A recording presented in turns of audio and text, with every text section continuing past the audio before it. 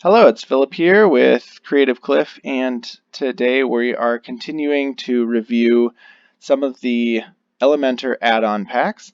And right now we are looking at JetElements, and this one is a little unique in how they show their licenses, but it's $15 for a single or $30 for unlimited.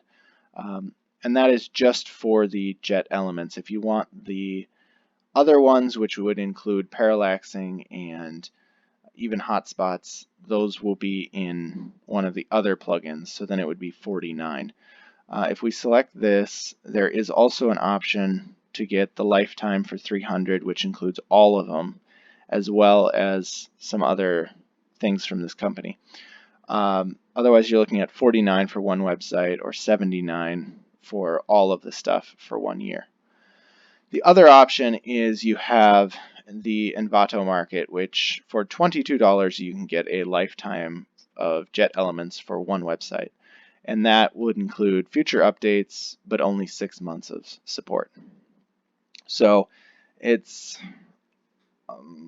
depending on how much you want the other plugins, it's either beneficial or not. But here we are, we have 40 plus widgets on the JetElements plugin, and so they have pretty much the standard ones as well as a lot that are designed for selling products, which may be more what this one is focused on.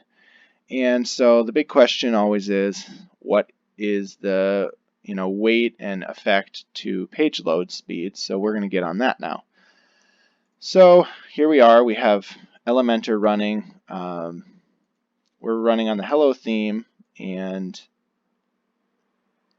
we are running Elementor with short pixel, which is my image compression, and I use that on all my sites, and I have the link down below. So we already ran this from the past one. I'm not going to keep running it.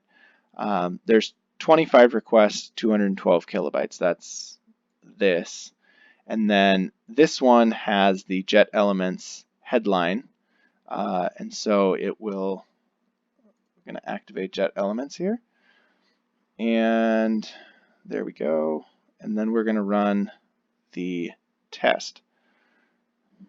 And from previous tests, JetElements is a pretty light plugin. The past plugin that I just tested was over 100 kilobytes added just by having a little header. So here we go. We have 25 requests up to 27, which is the same as the previous.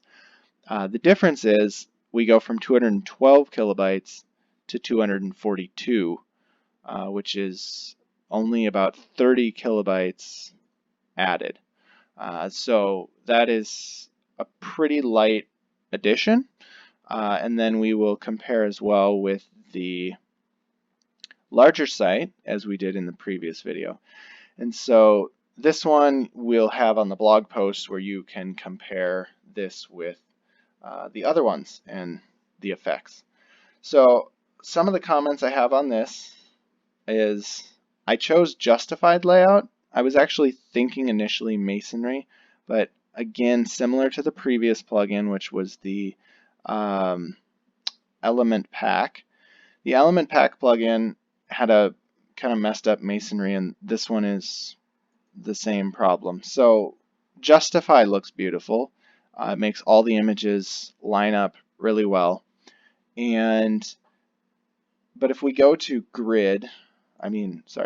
masonry, this is the same thing. So it's trying to make rows, and it puts the same amount of photos in each row, regardless of the size of the photo. So here we have 3 photos in a row because it's the first row. This third photo should in fact be in the second row, or even the third row, whatever, but it shouldn't be in the first row because it looks terrible. Now I could change this and move this image to another area and make it look better, but this is just to show that this masonry layout isn't very well designed. Justify, I love it, so that's what I went with.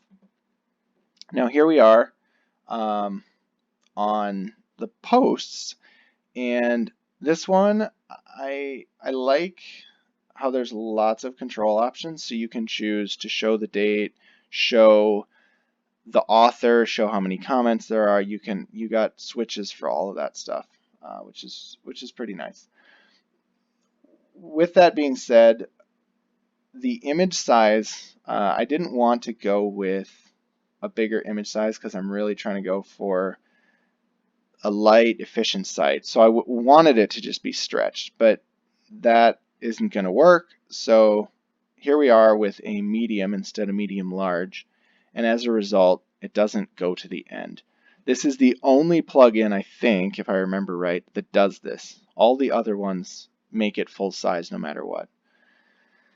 So that's one thing I don't like. The other thing is there's no easy way, from what I could see, to make it where it shows the oldest first. And again, oh, no, yeah, there's no way to do that. So again, this is the only plugin I think that I'm not able to choose what order the posts are in, oldest or newest first. So that's one other thing I don't like about that. But otherwise, there's a lot of customization options, as well as the read more button. Here's their heading element, which I think is beautiful. Just this is their default, and so you can customize it as much as you want.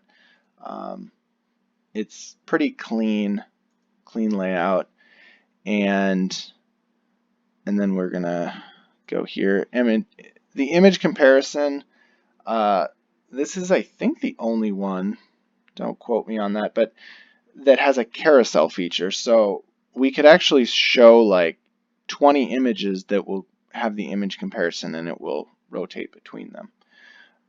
The annoying thing about this one is I can't select the image size. So most likely this goat image is being put at full size even though it's taking up just a small amount of space on the website. So as a result, it's probably going to be a bit bigger when I run this test.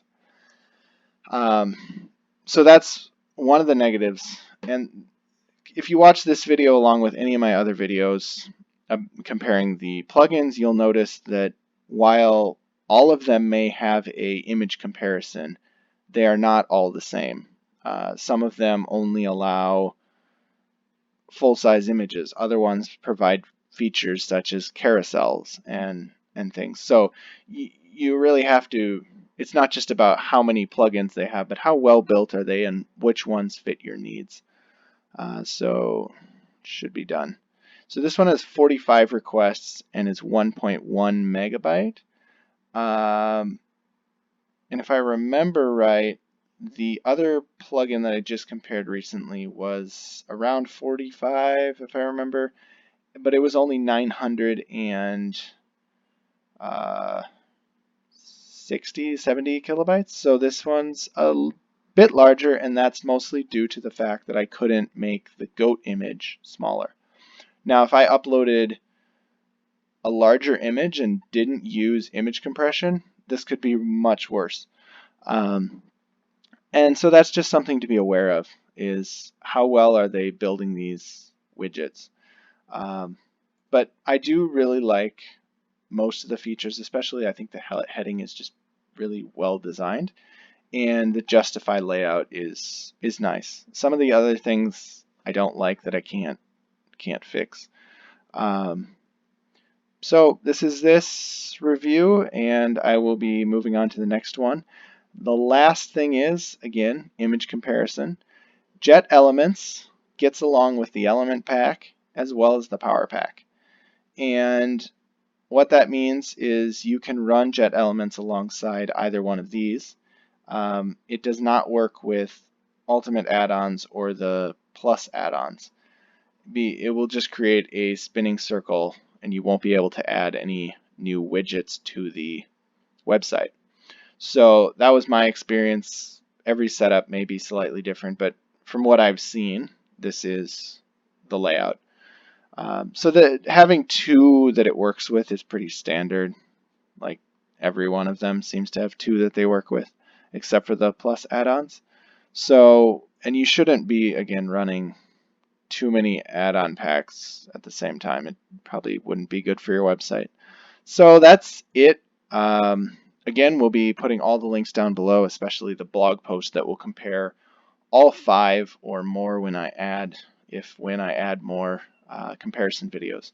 And so this will show the overall hit to your website and just the overall effect, as well as some of the qualities and drawbacks of each. So I hope you enjoyed this video, and if you're interested, you can watch any of the other videos to see how those compare to this one. So thank you for watching, and I look forward to seeing you in my next videos. Thank you. Bye. One thing I missed on the JetElements gallery image layout is that it's not like any of the others, because I'll just give you an example. So here, this is from the PowerPack Elements, and all the other ones are this way as well. So if we edit the image gallery, it uses the WordPress gallery, so you can add images, and it will show you in the gallery. You can select anyone, exit anyone, reverse, such. But for some reason, this one, they decided to make each individual item separate. So if you want to add 50 images, you would have to add this item 50 times and go into each one, choose the image, and choose the image size. And then if you want to remove like the search plus, you would have to manually do that in each one. So if you have a large gallery, this could be really annoying. I have no idea why they did it this way, but if you just have a few images, it's something you can deal with. If you have a lot of images, I would probably recommend finding a different plugin, because this is not really the best design for adding a lot of images. So this is just something I forgot, but quite important, so I wanted to put it in the video. Thank you.